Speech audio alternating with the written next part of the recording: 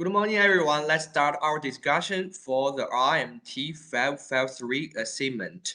The topic is how we embed the values of an effective organization into our professional practice. We need to cover leadership, teamwork, discussion making, and ethical conduct.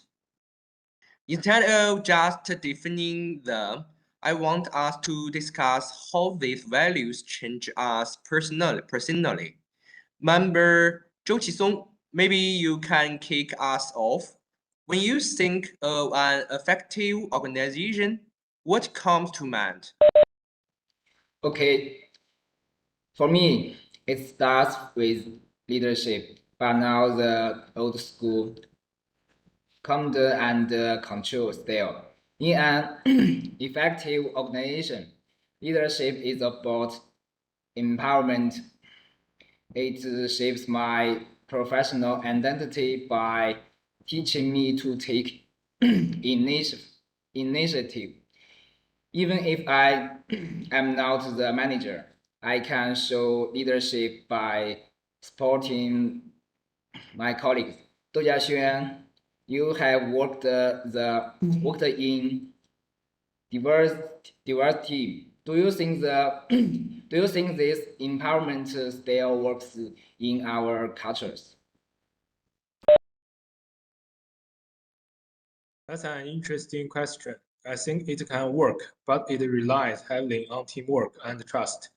If there is no trust, empowerment feels like abandonment. This brings me to my core value, psychological safety in construction. Mistakes happen.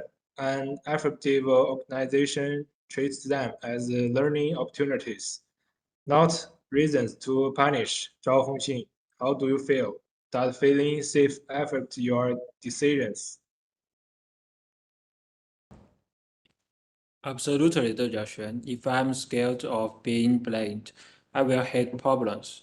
But if we have that teamwork spirit, I can be transparent. That leads to decision making. In an effective organization, it must be data driven and accountable. When we face a delay, we look at the data, but not just the guess. This value changed my attitude. Now I always check facts before I speak. Zhu Qinling, do you agree? Or is intuition more important? Yes, I agree on the Zhao Hongxing, but I'd add that ethics as the compass. You can have dates, but if the decision is on ethics, like using unknown complete materials, the organization files. For me, ethics conduct is the hardest but most important venue.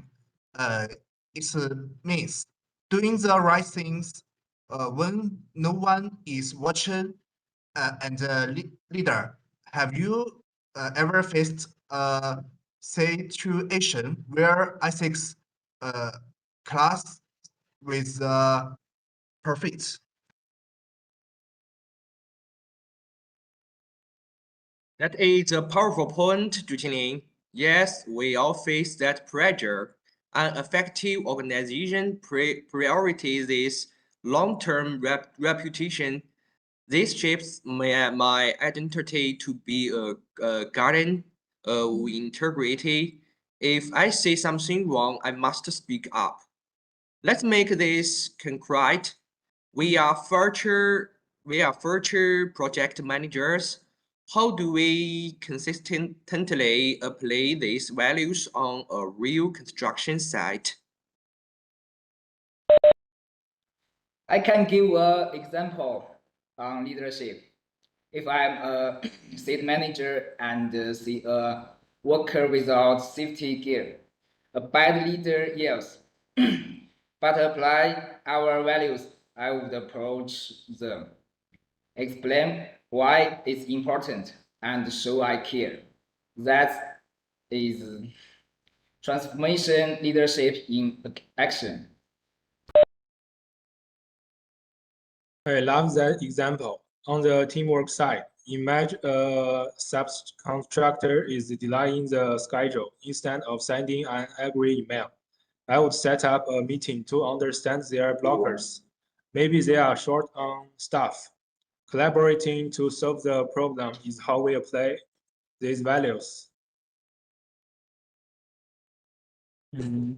Right, and for discussion making, think about green building projects. We have to decide between cheap materials and sustainable one. If I internalize the values, I choose the sustainable one and justify it using life cycle costing. That show accountability. It's actually and finally, ethics in malicious construction industry. Sometimes there is pressure to speed up our rights through informal way. My professional identities means I must trust that I'd rather the project is delayed and then commused by a curry person. That is true test. Okay, thank you. This has been insightful. To summarize, 1. Leadership is about service. 2. Teamwork needs safety. 3. Discussion must be fact-based. 4. ethics is our foundation. Collectively, these values shape us into principled professionals. Does anyone have final thoughts? Does anyone have final thoughts? I agree. No, that covers it. Okay, thank you everyone. I will stop the recording now. Goodbye. Bye.